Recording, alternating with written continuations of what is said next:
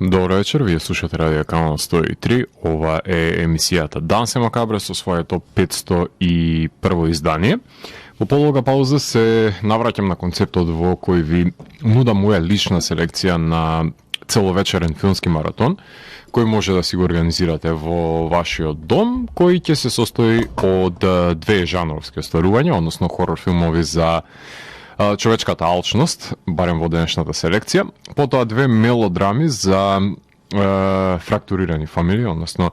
фамилии кои што се расцепкани помеѓу членовите и кои можеби не го имаат добиено потребното внимание од светскиот аудиториум и секако завршувајќи со два значајни документарни филмови кои се на некој начин врзани со полето на филмската уметност. Ова е 18-то издание под овој тип, под насловот Макабре Филмфест, кое нуди можност за дискутирање за филмови за кои вреди да се обрне внимание, па можеби некој ќе си најде свој фаворит и ќе си се поистовети со некој од понудените наслови за кои што ќе стане денеска збор. А планирани се филмовите Nightmare Alley, Breeder, Petite Maman, The Humans, Django and Django и Woodlands Dark and Days Bewitched, односно History of Folk Horror. На почетокот на емисијата ги слушнавме Once Human, односно станува збор за американски бенд кој што го издаде овој месец нивниот албум Scar Weaver, ако не се лажам, ова е третиот албум кој што го издава овој бенд, кој што е грув метал бенд под силно влијание на Machine Head, до тој степен влијаја во оформувањето на нивната музика со тоа што е повикан на првата композиција која што можете да слушнете, Роб Флин, односно фронтменот на Machine Head, да гостува во Deadlock, потоа слушаме основната композиција Scar Weaver и завршивме со Bottom Feeder од овој одличен албум, а во продолжение ќе слушнеме Where the Bones Lie. Моментално во контекст на филмската индустрија завршува новото издание на Берлинале, еден од малкуте фестивали од А-ранг во светски рамки, каде што златната мечка му припадна, се извинувам, на Карла Сајмон и незиниот филм Алкарас, филм за кој што се надевам дека ќе имаме можност да продискутираме и во рамките на оваа емисија. Дансе Макабре е емисија во која 13 сезони се зборува за уметност, во борба против лицемеријата, зависта и користолюбието. Тука уметниците се вистински херои, а не политичарите. Секој издание е на мала победа против шундот и апатијата. Целта на емисијата е да го доближи квалитетниот филм до секој слушател и да воспостави диалог помеѓу уметноста и реалноста. Вечера имаме закажано полноќен танц со смртта по 501 пат. Јас сум Златко Ѓелевски, а вие останете со трансмисијата на Канал 103 до крајот на светот. Вие слушате Радио Канал 103, ова е 501-то издание на емисијата Дансе Макабре, именувано како Макабре Филмфест, под број 18, односно преглед и анализа на 6 актуелни филмски остварувања, а за жанровскиот филм никаква апокалипса нема да биде пречка и нема причинител кој ќе може да ја сопре индустријата на жанровскиот филм да ги продуцира своите страшни филмови. Колку ќе може да си ги вратат продуцентите парите, тоа е веќе друг проблем, затоа што во ковид кошмарот со преполовени киносали, хорор блокбастерите едва успеваат да соберат 30 милиони киноблагајните, што не е ни одблиску доволно за да се покрие буџетот на овие филмови, а помалите хорор филми завршуваат на репертуарот ден за ден, дури и во драйвин кината ги има, но најголем број секако дека ќе ги најдете на Shudder и на останатите стриминг сервиси наменети конкретно за жанровскиот филм. Ако сакате филм како Alien или Predator, нужно е големо студио да застане за него или севкупната франшиза, но ќе се соочи со енормен губиток, а не секој хорор филм може да се сними во удобноста на домот со iPhone закачен на екранот на лаптопот, така што со грслује се распира. Така што иако има изобилие на жанровски филмови, илјадници се продуцираат во годината и зборуваме барем во потоците кои што ги имаме во САД, кои што бројат околу 1500 жанровски остварувања, од кои јас одвојувам време да изгледам само 300, од кои во текот на овие изданија на Дансе Макабре ги избирам 50 хорор филмови кои се квалификуваат за изборот за најдобар хорор филм во последната епизода од емисијата во годината. Двата хорор филма за кои ќе ви говорам денес се првите кои што се пласираа во 50 за оваа година, така што започнуваме со најавата за Nightmare Alley. Nightmare Alley е режисерско остарување на Гилермо Дел Торо, негов 11-ти долгометражен филм по Кронос, Devil's Backbone, Blade 2, Мимикрија, Hellboy, Pan's Labyrinth, Crimson Peak и The Shape of Water, да го напоменеме. Се очекува од него да го погледнеме и новото издание на Пинокио и еден документарен филм посветен за Майкл Мен. Nightmare Alley е филм во кој станува збор за подемот и падот на менталистот Стентон Карлайс, односно кој што го глуми Бредли Купер, кој екзистенцијата си ја пронаоѓа во циркузот, кај што ќе ја изучи техниката за читање на туѓите мисли, станувајќи менталист, односно благодарение на сугестивните зборови кои што послужуваат како шифри за обелоденување на зацкриените вистини кои ги кријат неговите клиенти. Иако е предупреден дека ментализмот, ако се свати сериозно, може да предизвика уште посериозни последици, меѓутоа се разбира тоа би се постигнало доколку се измамат погрешните луѓе, без да им се соопшти дека во прашање е токму тоа измама, но Стентон ќе стане алчен и по понудените пари ќе се обиде да го прелаже богаташот кој ќе го ангажира, мислејќи дека стапува во контакт со мртвите од страна на менталистот. Сега, звездена е актерската екипа на овој филм, така што Гилермо не сакаше да остане пократок од Адам Меки и Вес Андерсон, кои што покрај Бредли во циркузот ќе им најде место и на Тони Колет, Руни Мара, Вилијам Дефо, Ричард Дженкинс и Рон Перлман, а кога треба да се измамува богаташот ќе добие помоши од Кейт Бланшет, а Тим Блек Нилсон и Джим Бивер се накратко се појавуваат во споредните улоги на овој филм. Става збор за ремейк на истоимениот ноар филм од 1947 година, култно остварување на Едмунд Голдинг. Не знам колку мина го имаат гледано овој филм, така што ретко и кога се има прикажувано за или имало некаква прилика да биде повторно прикажан, барем во нашите киносерии или на малите екрани, така што е редно време и е повеќе од потребна оваа реимагинација со овој калибар на актери кои ќе дадат една нова димензија на ликовите, со оглед на тоа што премисата за Стентон е задржана во обликот во кој што Гилермо ја решава, меѓутоа дава своји препознатливи белези во процесот на реализирањето на овој филм. Гилермо ја внесува неговата љубов кон атипичните, односно необичните ликови, отпадниците на општеството, кои што служат за забавување на останатите, па затоа љубовта кон циркузот го доближува до Фриц Ланговите начинители и неговата прецелјувов кон монструмите, кон чудовиштата во човечки облик во дадената ситуација, кои што знаат, например, гиковите да ги третираат како животни. Прецелувувајќи си да се постигне саканата спрега на жанровскиот хибрид помеѓу хорор жанрот и ноар жанрот во ова издание. Значи, на моќна хибридизација. Гледаме две различни визуелни естетики кои што се споени во едно дело, кои ги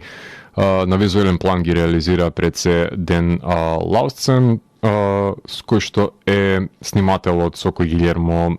позачестено соработува од Crimson Peak до ден денес, кој нужно е да ги долови земјаните. Тоа е односно мизерниот живот во циркусот, наспроти играта со светло и ноар естетиката во сепијата на овите во вториот дел на филмот. Со оглед на тоа што оригиналниот е црно-бел филм, работен во 40-тите, поистакната е таа игра со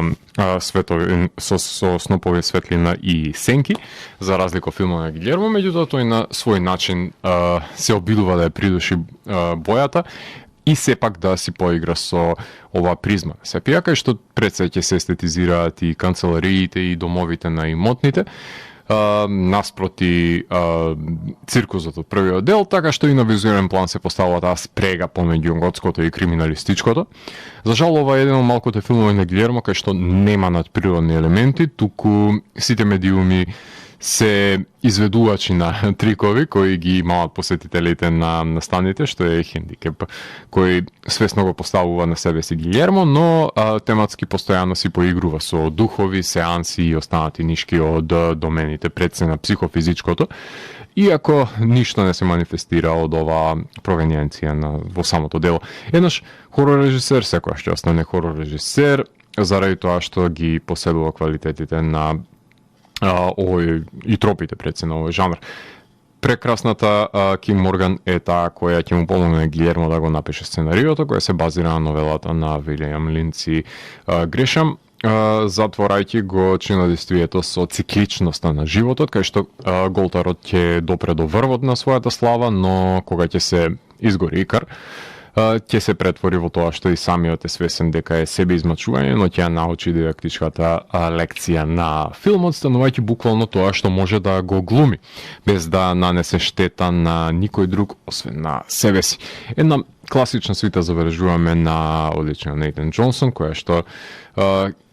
се развива во позадината на дејствието. Филмот се здоби со 4 номинации за Оскар, за најдобар филм, најдобра кинематографија, дизајн на костими и продукцијски дизајн пред се. Пред да заврши на стриминг сервисите, имаше неколку неделно прикажување во Њу Јорк и Лос Анџелес, нели, за да биде квалификуван за Оскарите, беше награден на AFI и играше и во нашите киносали. Секојаш ме радува кога некој хорор филм на Гилјермо ќе се вмеша помеѓу оскаровците, чисто колку да им спрдаше жанрот и да ги подсети дека има квалитетни дела по кои што ќе биде запаметен, кои се издвојуваат од останатите. Дистрибутери се Searchlight од Fox, односно денешните собственици Disney. Така што, доколку сте љубители на оваа спрега помеѓу хорор и ноар, топла препорака е да го погледнете Nightmare Alley. А во продолжение ја слушаме најавата за хорор филмот Бридер. Бридер е режисерско остварување на Јенс Дал, втор долгометражен филм по Three Things. Во подготовка е ТВ серијата Small Claims Court и краткиот филм кој што се базира таа на него.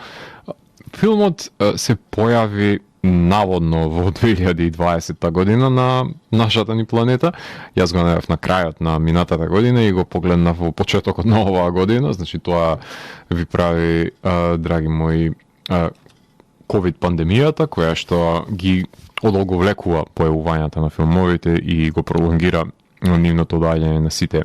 континенти, така што за да заклучам дека во САД дури минатиот месец за прв пат е дистрибуиран овој филм, така што да речеме дека е актуелен филмот за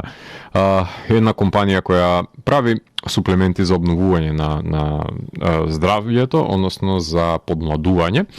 која што има своја штала во која киднапира млади девојки, ги забременува и нивните деца ги искористува за биохекинг процес на ДНК за на нејзините клиенти да им овозможи да се почувствува подмладен. Кога Мија, глумено Сара Хјорт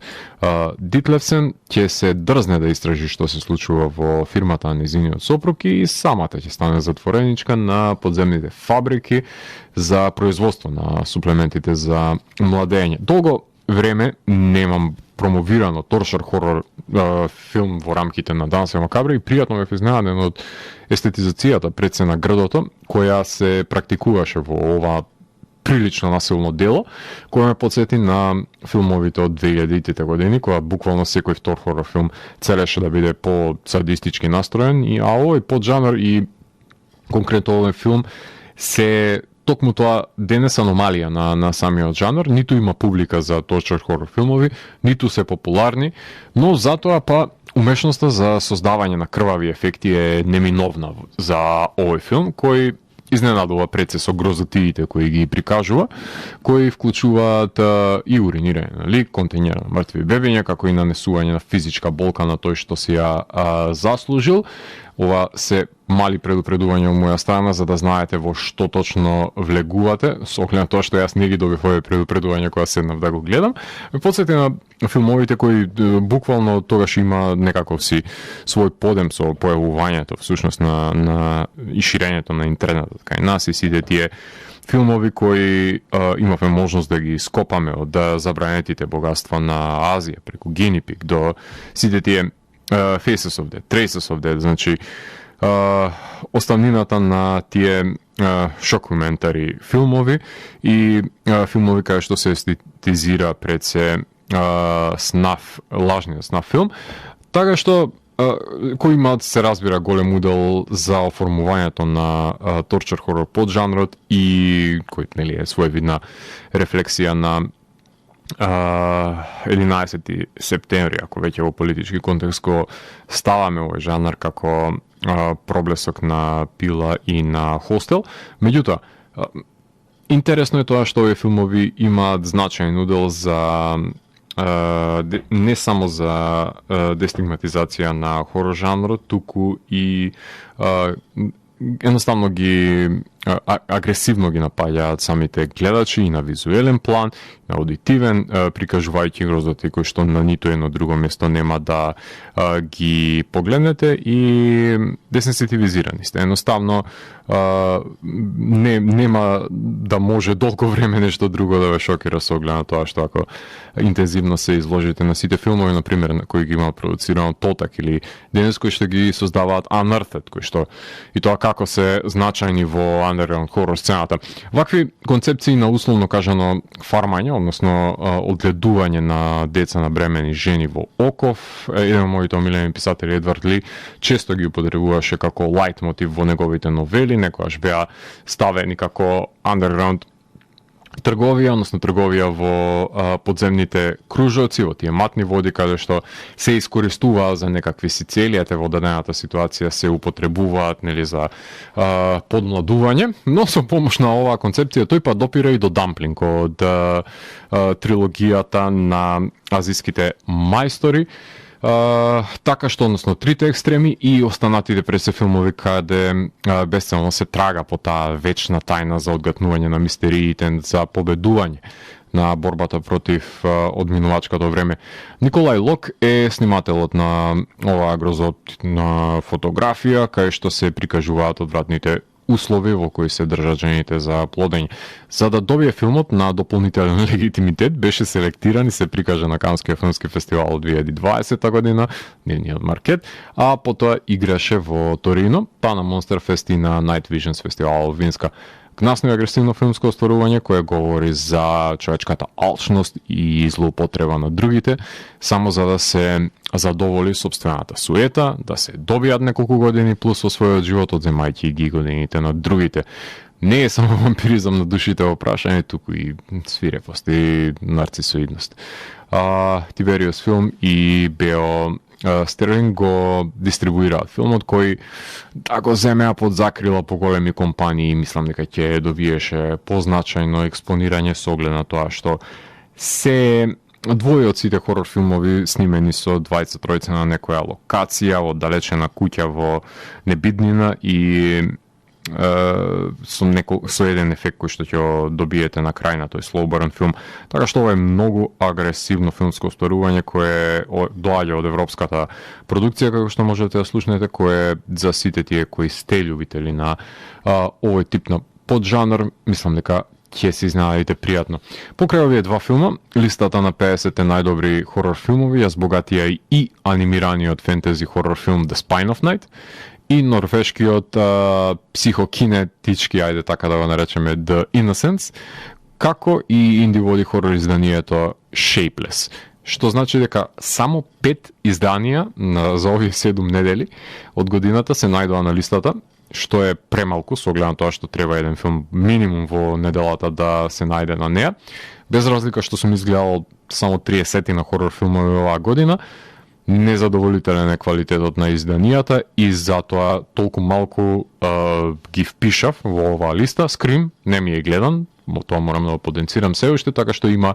наслови до кои немам дојдено, кои имаат потенцијал да бидат во игра за титулата на оваа емисија, меѓутоа многу послаб почеток на годината за жанровските изданија, па ако продолжи да опаѓа квалитетот, без проблем ќе се квалификуваат и просечните Black Medusa и The Free Fall и Shut In, меѓутоа не би сакал да дојде до тоа, затоа тие се надвор од оваа листа. Тука ќе направиме една кратка музичка пауза, имено во продолжение ги слушаме музичките ветерани Amorphis, кои што ни доаѓаат од Финска, еден од култните европски дед метал бендови со силни влијанија на прогресивни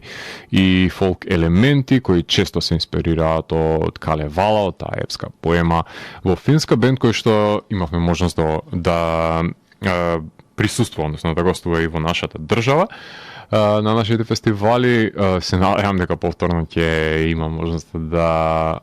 дојде и една нова публика да го погледне овој бенд,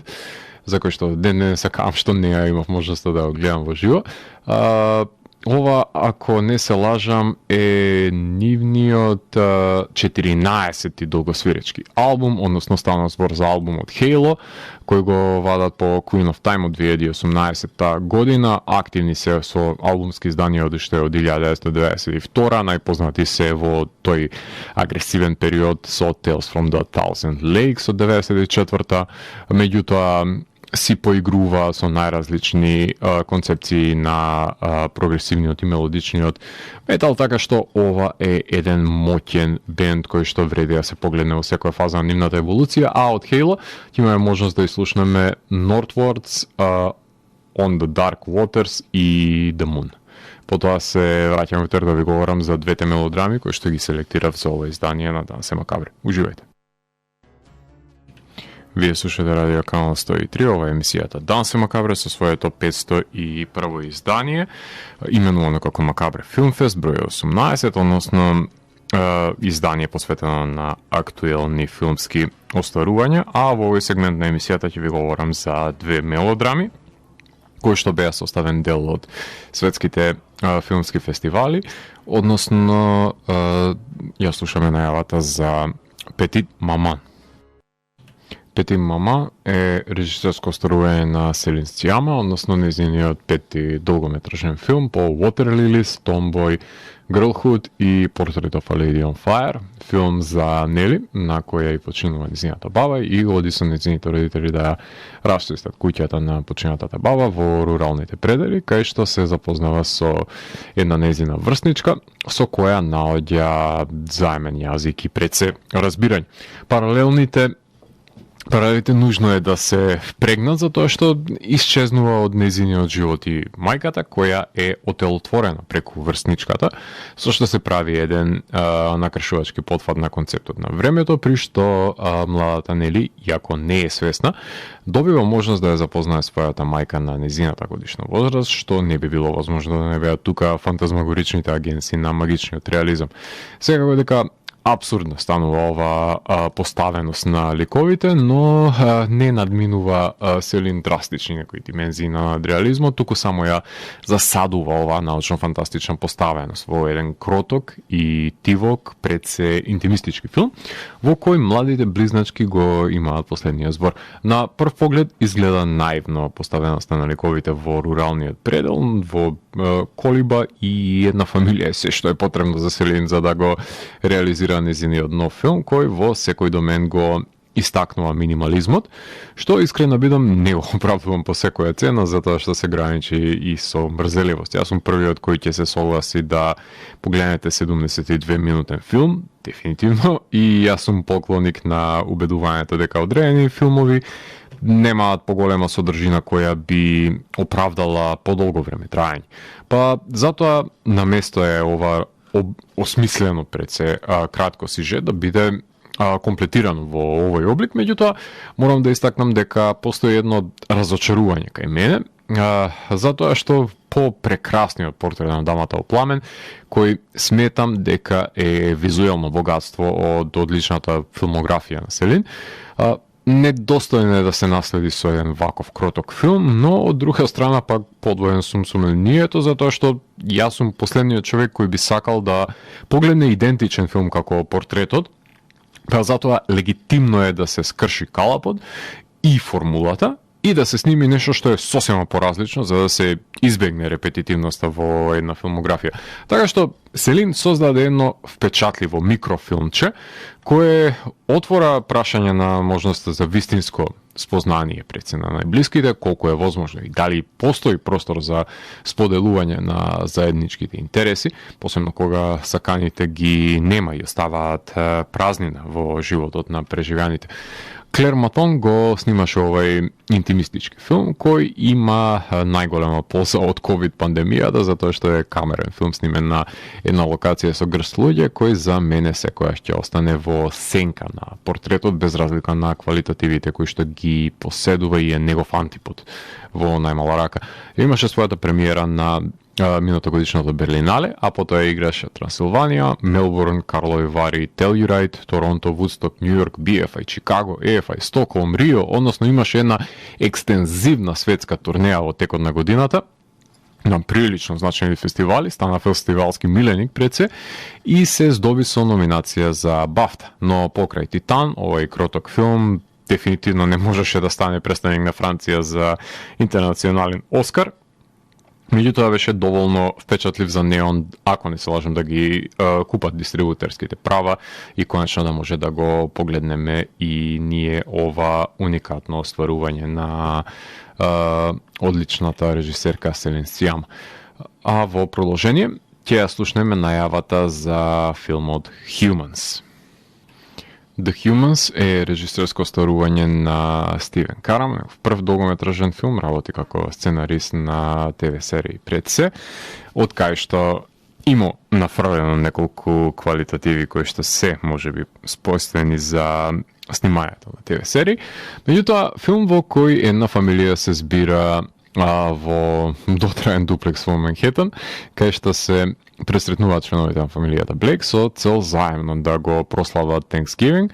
односно да имам благодарноста, меѓутоа започнува светлото да откажува во станот и да се наслушнуваат сомничави дејанија кои ги предизвикуваат невидливите сили, кои навлегуваат во станот нарушувајќи и без тоа кревката, емоционална состојба на ликовите. Става збор за филм кој е колизија на различни генерации, кои не може да го најдат заедничкиот јазик за да воспостават здрава комуникација помеѓу себе, како што можете да слушнете од самата најава за филмот. Младиот пар го купува овој стан кој си ги покажува своите проблеми со самиот интериер, од електричната инсталација до самата конструкција во која веќе израснали други фамилии, можеби нивните духови се останати помеѓу зидовите и пред се предизвикуваат немир и неспокој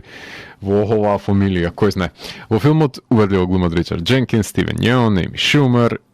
и останатите актери и актерки. Снимателот е човекот кој што го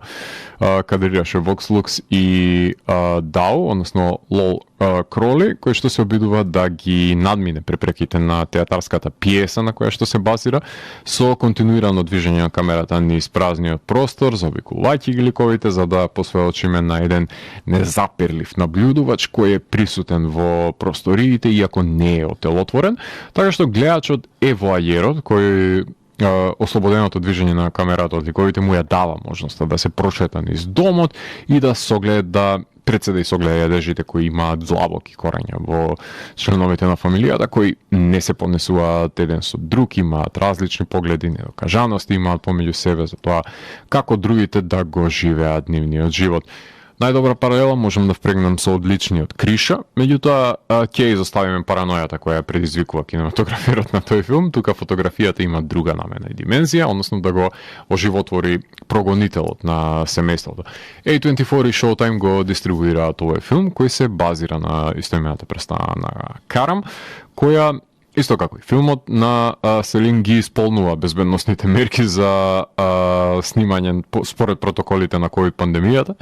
со оглед на тоа што е снимен во интериери, во еден дуплекс, со грст актери од една фамилијарна заедница. Ова е филмска адаптација на бродвејската представа која веќе има освоено тони. Нема да има овој инди филм шанси да се доближи до Оскарите, затоа што неговото место е на Independent Spirit наградите, кај што веќе има една номинација и тоа токму за најдобра кинематографија, што сметам дека е заслужена. Својата премиера ја имаше во Торонто, односно на интернационален фестивал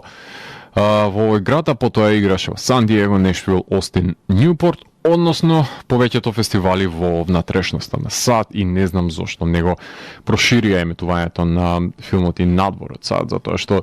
верувам дека ќе најде заеднички црти со фамилијата и европските гледачи како што сме ние, но останува да биде ова едно од тие инди остварувања налик Мес, The Novice, Come on, Bergman Island и Nittram, кои ако не внимавате доволно добро може да ви се измолкнат под вашиот радар. Како што слушнати од самата најава, вонземјани и зомбија се присутни во обкружението, се чинители елементи на хорор тропите, меѓутоа се земаат предвид во едно многу убаво објаснување кое што го има еден од протагонистите, кој што потенцира дека всушност жанровските филмови говорат со приказни за луѓето, пред се за однесувањето на луѓето и не се тоа само филмови за монструмите, односно тоа се филмови кои дават силен коментар за што значи да се биде човек, односно е една силна метафора за однесувањето на луѓето во човештвото.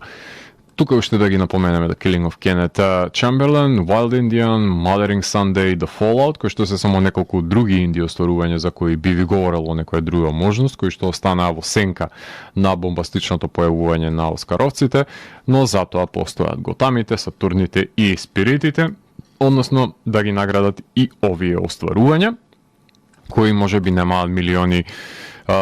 долари во свој буџет, меѓутоа имаат квалитети за кои што вреди да се говори. Санденс и Беринале заврши оваа година, така што ќе добиеме СНВ филмови од овие фестивали за кои се надевам дека ќе имам можност да ви говорам во рамките на оваа емисија. А тука ќе направиме една кратка музичка пауза, односно слушаме еден прилично иновативен бенд, односно слушаме Зиелен Ардор, кој што се појавија со нивното ново студиско остварување, односно албумот кој што го носи и називот на овој бенд. Станува збор за бенд кој што ни доаѓа од Швајцарија и се родоначалници на нешто што ајде да го дефинираме како комбинација помеѓу госпел и блек метал и мал милион на други музички поджанрови и од најразлична провениенција. Така што е една комбинаторика помеѓу, како што самите се нарекуваат, афро, джент, индастријал, гранч и најразлични други влијанија кои допираат помеѓу таа религиозна нишка, меѓутоа во комбинаторика со агресивната музика, така што имаат отворено на огромен број фестивали, на најголемите и најзначајните од Монтереј Джез фестивал до векен, имаат свирено баш поради широкиот диапазон на музика кој што поседуваат, отварали и за Опет и за Мастодон и свирали со Мешуга, така што пред се комбинаториката помеѓу мелодичниот дед метал, блек метал и фолк, госпел и делта блузот со елементи од джез ги прават да видат едни од најуникатните бендови на денешницата. Нивниот трет студиски албум, како што ви напоменав, се појави овој месец и слушаме композициите Run, Death to the Holy, ја слушаме Feed the Machine и завршуваме со Church Burns. Потоа се враќаме да ви говорам за преостанатите два документарни филмови. Уживајте! Вие слушате Радио Канал 103, ова е емисијата Дансе Макабре со своето 501 издание, именувано како Макабре Филмфест, односно филмски фестивал кој што може да се организирате во удобноста на вашите домови, со оглед на тоа што јас ви давам 6 предлози, кои се надевам дека барем нешто од нив ќе ви се допадне и ќе може да си ги прикажете во на сите уреди кои што ги имате за емитување и пред се проектирање на филмови. А за самиот крај на емисијата доаѓаме до два документарни филма, односно филмови кои што се врзани пред се со процесот на создавање на филмот, односно со филмската уметност, а првиот од нив е Django and Django. Django and Django е режисерско остварување на Лука Реа, односно шести долгометражен филм по Лил Грег, The Movie, потоа Ливери Тути и бројни ТВ документарци. Стана збор за Токинг документарен филм во кој што се оддава почит на големината на делото на шпагети вестерн на Серджо Корбучи, италијанскиот режисер, чија што кариера поминала во сенка на вестерн великанот Серджо Леоне, а кој би бил најсоодветен говорител кој ќе го воспева делото на Корбучи, се зидувам ако не е тоа неговиот добар познавач на филмската поетика, односно самиот Квентин Тарантино, кој што можете да слушнете во најавата, кому Корбучи му игра толку голема улога во животот што ја прави неговата интерпретација со филмот Django Unchained. Тој говори за уделот кој го имаат неговите филмови и си беше еднаш во Холивуд, например, во самиот тој филм, во ликот на Ди Каприо глуми во шпагети вестерн, а од богатата филмографија од 60-тите години на минатиот век се допира до филмовите на Корбучи, односно се задржува пред се фокусот на Минесота Клей, The Man Who Laughs, Navajo Joe, The Hellbenders, The Great Silence, The Mercenary и се разбира Django и многу други остварувања, кај што Тарантино потенцира дека Корбучи се обидел да сними филмови во манирот на делата на Џон Форд и Хауард Хокс, но сепак да се издвои од останатите италијански вестерн режисери со неговите насилни пресметки, кои што имале голем удел врз Тарантино и неговиот третман пред се на насилството во собствените филмови. Тој се задржува и на фашистичката нишка, како што слушнавте од животот на Корбучи, и се обидува да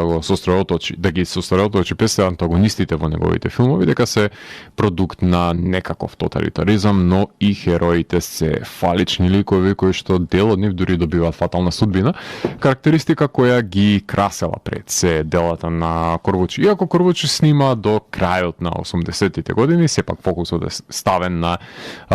главно на славниот период на вестерните кои што ги работи во раните 70-ти, филмови кои сум ги гледал на телевизија, кога се емитува вестерн маратоните на нашите програми, а постарите гледачи верувам дека и гледале во нашите дисперзирани киносали во минатото низ Скопје и низ другите градови во државата. Покрај Тарантино, збор земаат и режисерот на Cannibal Holocaust, односно Руџеро Деодато, кој го учел занаетот пред се од Корбучи, и се разбира актерот Франко Неро, односно пиштолџијата Django, кој говори за снимањето на сетот со помош на Корбучи. Мал е бројот на соговорници, не знам на што се должи тоа, но овие тројца се многу значајни пред се, многу значајни имиња од филмографијата на Корбучи, кој што се познавачи, почитувачи на неговиот вестерн, и како што Тарантино ќе напомене, можеби Леоне е најдобриот италијански вестерн режисер. Меѓутоа нема друг режисер кој може да го заземе второто место во италијанскиот шпагети вестерн на Корбучи. За самиот крај се одвојува и малку време за видувањето на Django во филмот на Тарантино. Се разбира, искористени се извадоци од интервјуа од Корбучи, извадоци од архивски материјал од самите негови филмови, со оглед на тоа што нелико нема меѓу живите и не може да се интервјуира, но фали подобро запознавање пред се со неговото дело и инволвирање на неговата конкуренција, на поширокиот круг на неговите соработници и членови на фамилијата, за да се комплетира ова релативно кратко филмско остварување. Меѓутоа е задолжителен документарен филм за љубителите на вестерн жанрот, но и за сите познавачи на филмот да си ја надоградат филмската едукација и да слушнат збор 2, кој што ќе им ги сподели мудриот Тарантино. Премиерата беше закажана на Венецијанскиот филмски фестивал, а потоа се прикажа и на фестивалот во Стиш и во Бусан, кај што се негува и почитува жанровскиот филм. Во продолжение слушаме најавата за Woodlands Dark and Days Bewitched, односно A History of Folk Horror.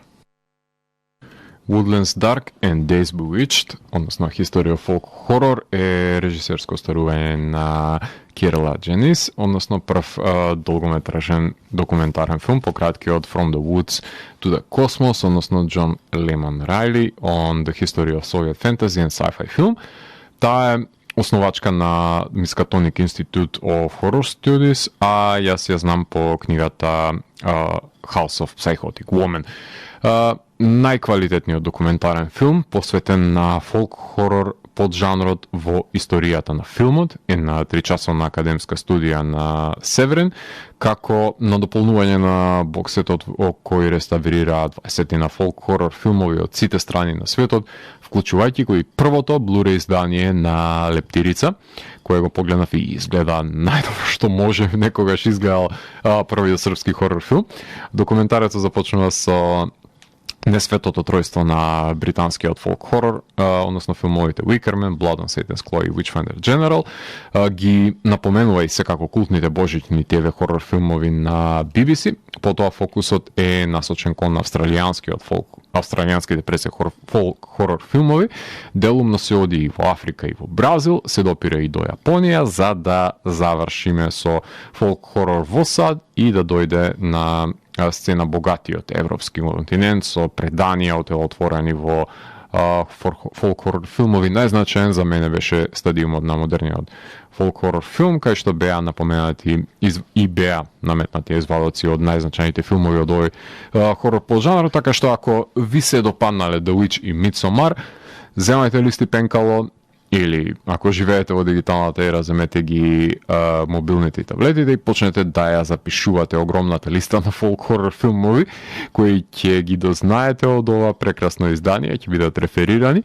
во него, кое секој познавач на хорор филмот мора да го има погледнато барем еднаш според мене. Секоја чест на Северин и Дейвид Грегори и мислам дека се надмина себе си со ова издание. Со нетрпение го чекам неговото појавување уште минатата година и воопшто не ме разочара. За жал, Вампирџија не е вклучен во изборот на филмови, иако му е местото таму, но не обвинувам режисерката која не е запознаена за постојањето на овој филм, затоа што самите не се ја цениме состојаната жанровска кинематографија, без разлика на тоа што половина век доцни овој филм за остатокот на светот. Тоа беше снимен порано You Won't Be Alone и започната промотивната кампања ќе беше верувам дека подетално ќе беше вклучен во самиот избор на филмот. Улогата која имаат Северин за реставрирање на филмовите е неизмерна, затоа што дојдоа до Србија за да откупуваат негативи, за да ги стават на Blu-ray. Тоа отвори можност, например, и Давите против Давите да биде издаден за Мондо Макабро и отвори простор за останатите дела на Кадијевиќ да се дистрибуираат надвор, со оглед на тоа што, например, српски филм веќе се дистрибуира за Анарте. Така што на Шадар може да се пронајде овој фолк хорор документарен филм. Прашањето кале се македонските жанровски филмови е на тоа прашање нека ви одговорат сите тие што не ни знаат дека треба да се продуцира жанровски филм во Македонија, затоа што македонски никој не разбира надвор од нашиот двор, ама цел свет го говори јазикот на жанровскиот филм, а овој документарен филм за фолк хорор жанрот токму тоа го потврди. Од Балканот беше Дејан Огњановиќ ангажиран за да ги даде неговите мненија во поглед на како се третираат надприродните битија во рамките на балканскиот, конкретно на српскиот хорор филм. Гледав и десетина други документарни филмови во рамките на овие изминати неколку недели на почетокот на годината. Ќе го издвојам дефинитивно 14 Peaks, Nothing is Impossible и The Rescue, односно два авантуристички, ајде така да ги наречеме, документарни филмови и секако анимираниот документарен филм Фли, но за нив во некоја друга прилика се надевам дека ќе имам можност да ви говорам, односно за моите впечатоци кои што ги имам од нив. А за крајот на емисијата ќе слушнеме две композиции кои што се наоѓаат на албумот Aloner на бендот Hangman's Chair. Станува збор за бенд кој што ни доаѓа од Париз, од Франција. Еден нивен обожавател многу добро ги поистовети како едно амалгамирање на Paradise Lost во комбинација со модерната верзија на Death Haven, што е можеби најпрецизна елаборација за овој сега веќе препознатлив бенд на бендот Hangman's Chair, кој што свират своевидна верзија на прилично ладен дум, односно со слач елементи.